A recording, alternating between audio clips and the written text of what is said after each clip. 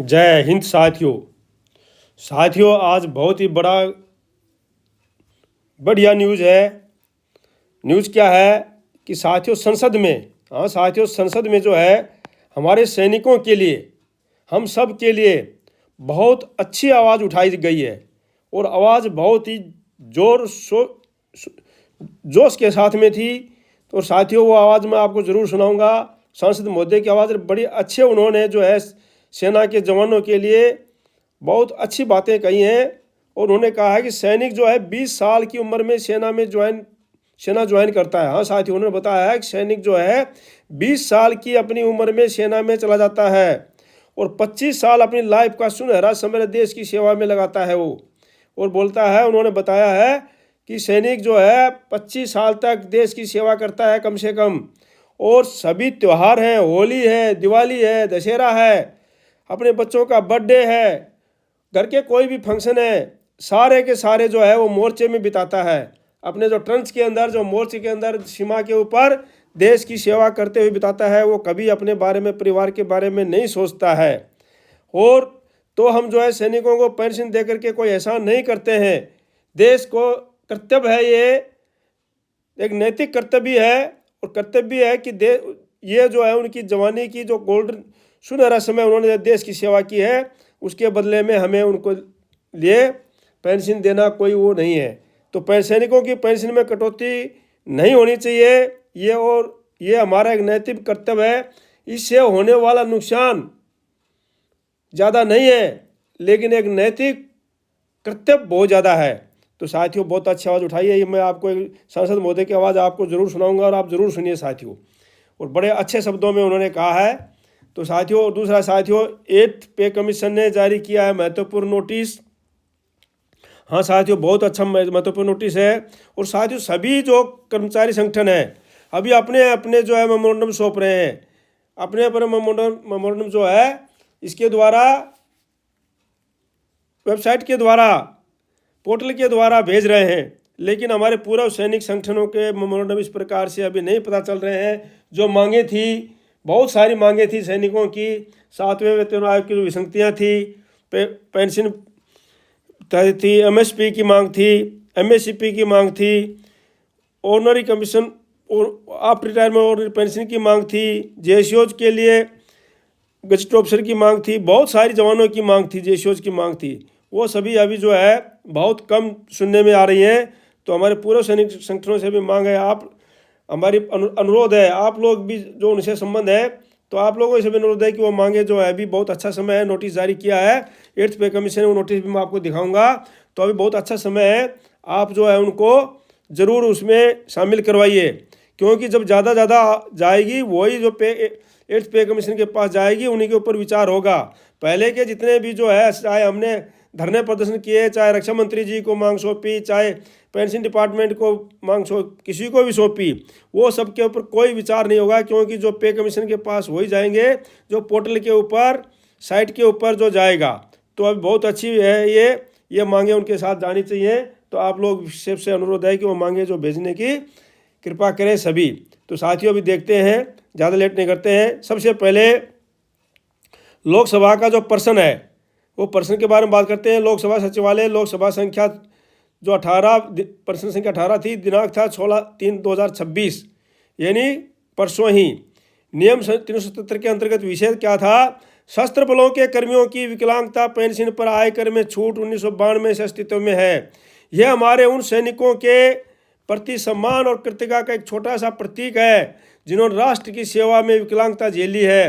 कर में छूट उनके व्यक्तिगत, पेशेवर, शारीरिक और मानसिक त्यागों की भरपाई नहीं है, बल्कि केवल ये याद दिलाती है कि राष्ट्र उनके साथ खड़ा है।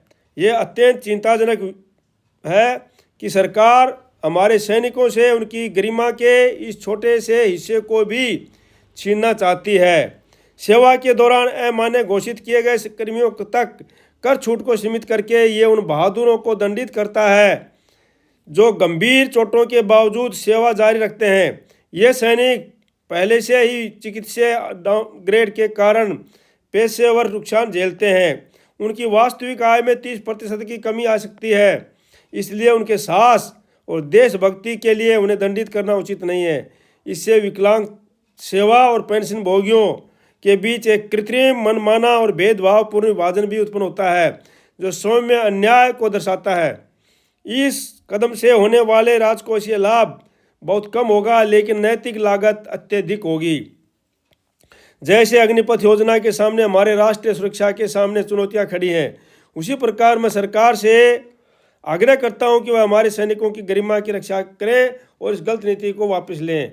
यह है मोया मोत्रा साहब महोदय जी, All India Trinamool Congress, IC number 580, division number 289।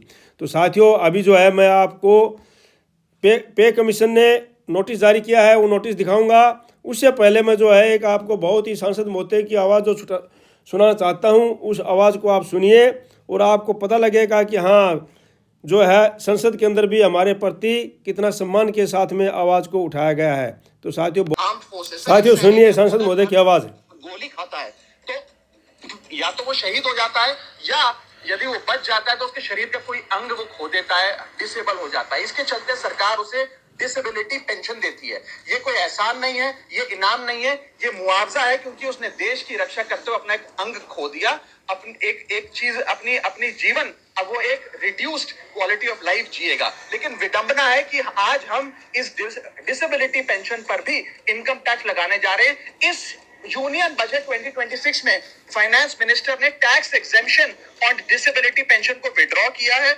और 1922 से डिसेबल पेंशन आर्म्ड फोर्सेस को जो दी जा रही थी उसमें कोई इनकम टैक्स नहीं था। पहली बार 1922 से लेके आज तक कोई इनकम टैक्स नहीं लगा, लेकिन अब हम उस पर इनकम टैक्स लगाने जा रहे हैं, जो कि ठीक नहीं है। मैं आपको एक उदाहरण के माध्यम से समझाना चाहूंगा। एक सोल्जर जो 20 साल का जब था, उसने भारतीय फौज को ज्वाइन किया। 25 साल सर्विस करने के बाद एक्सट्रीम कंडीशंस में उसने दिवाली बंकर में मनाई, ईद बॉर्डर पे मनाई, क्रिसमस के दौरान पेट्रोलिंग करी, अपने बच्चों के बर्थडे, अपनी मैरिज एनिवर्सरी, सुख दुख के मौके सब मिस किए।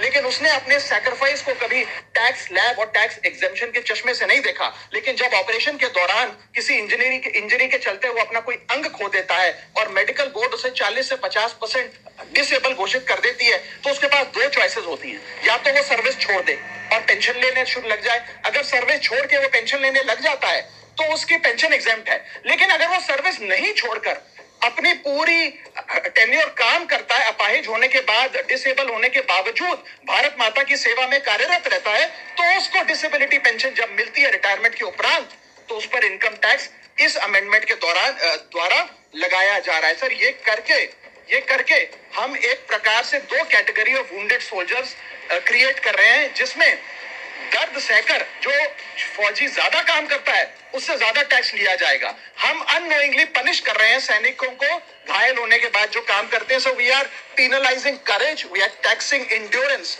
मैं कहना चाहता हूं sir, when the wound is same, service is same, sacrifice is same, tax treatment अलग अलग नहीं होना चाहिए। डिसेबिलिटी पेंशन कोई विंडफॉल गेन नहीं है, कोई बोनस नहीं है, कोई प्रिविलेज नहीं है। अगर भारत माता की सेवा में उस सैनिक ने अपना कोई अंग खो दिया, उसको टैक्स मान के और उसकी डिसेबिलिटी पेंशन को अतिरिक्त इनकम मान के उस पर टैक्स नहीं लगना चाहिए। You can tax income, you can tax profit, but you can not tax a soldiers sacrifice. Sir, हाँ, तो साथियों, ये तो संसद महोदय जिन्होंने हमारे पूर्व सैनिकों की बहुत अच्छी आवाज़ रखी है।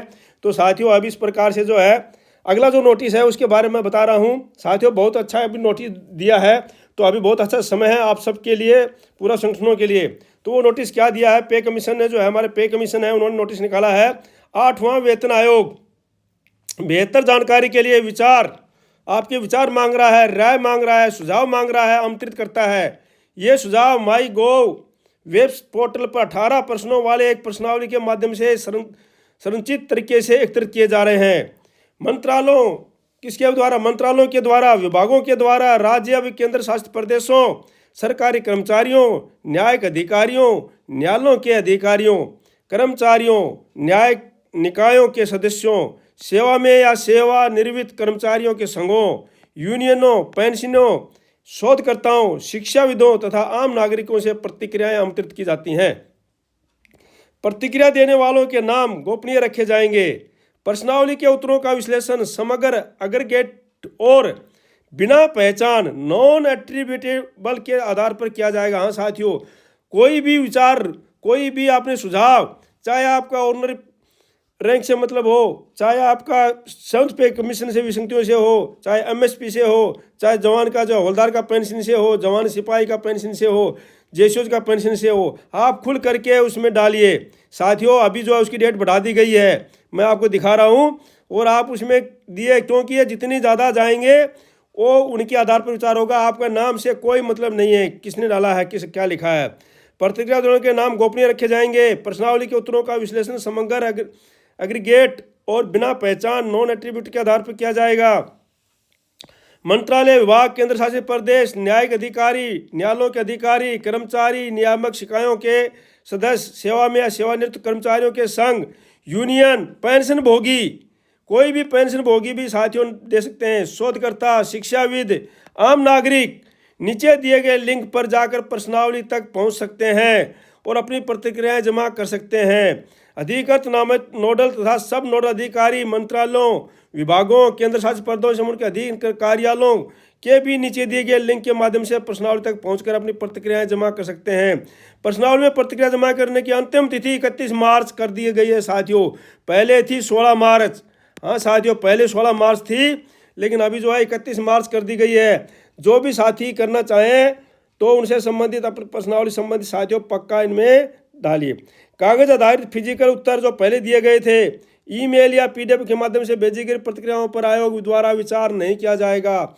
सभी पूर्व संगठनों से मेरा अनुरोध है कि जो पहले दिए गए थे आप लोगों ने बहुत अच्छे अच्छे सुझाव दिए थे, अभी अब अनुरोध है कि आप जो है सभी अपनी इस प्रश्नावली के माध्यम से पीडीएफ के माध्यम से इस साइट के ऊपर पोर्टल में डालिए साथियों। तो बहुत अच्छी इंफॉर्मेशन है ये साथियों, इसको ज़्यादा ज़्यादा शेयर करना है, ज़्यादा ज़्यादा लाइक करके शेयर करना साथियों, ताकि ज़्यादा ज़्यादा लोगों तक पहुँचे और सभी जो है इसके ऊपर एक्शन लें।